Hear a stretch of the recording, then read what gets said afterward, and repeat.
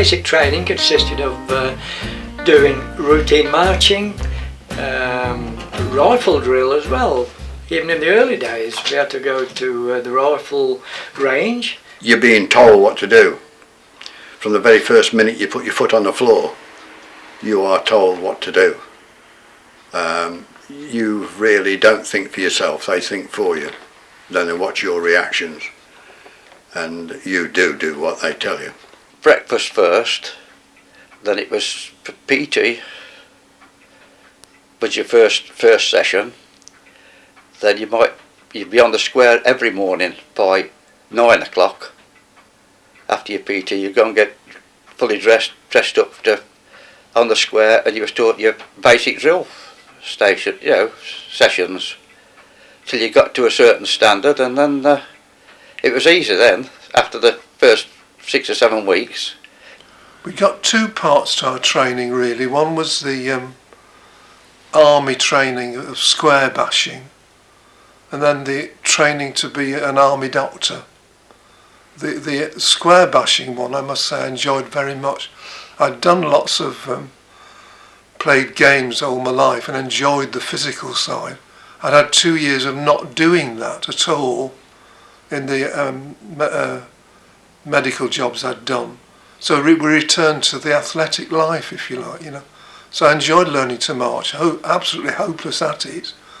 You were taken down to the square, marched down from your barrack room onto the square, usually with hundreds more. Basically it was each year, ours was E company, and there was 5 companies, and there was probably, in our company, there'd probably be about 100 men. So you'd have about 500 on the square, with all their own corporals. Then there'd be different drill sergeants, and the RSM would be there, and then they'd teach you how to march. And it was unbelievable how many people, including myself for a start off, couldn't march. Marching in precision, so everybody put the heels down together, everybody turned together, and I would think about after a week or so we just began to get the idea, you know, there's 22 of us, we've got to do this all together. You got your rifle drill, which I don't know how many people realise how heavy a 303 rifle is, which is quite heavy. And the people that had office jobs and the hands weren't strong and the arms, they found it a bit difficult to keep in time. Just a flick of the wrist and it's got to be there, and smartly, with your forearm parallel to the ground. It sounds simple now and, you know, and silly, but at the time it was difficult for some.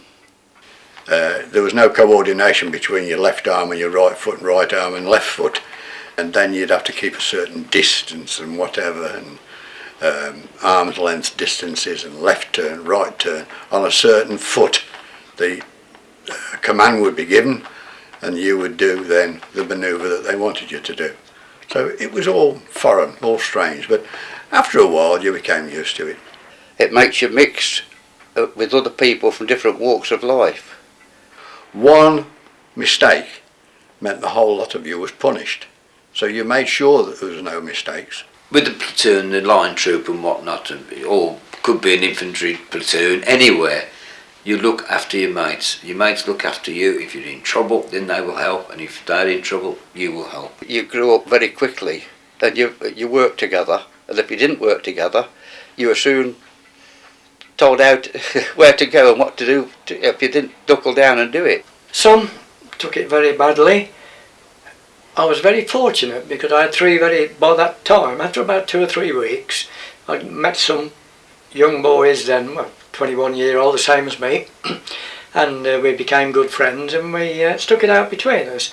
And this is what brings people together, really. The more you are together, the stronger your platoon is. The stronger the platoon, the easier it is for everybody. It's discipline. You've got to be clean, you've got to be tidy, in fact you've got to be immaculate, and you do as you're told. You don't deviate from that.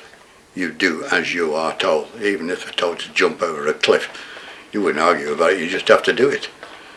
And this is the army. That was the army's way. That was their way of saying, you're going to be what we want you to be.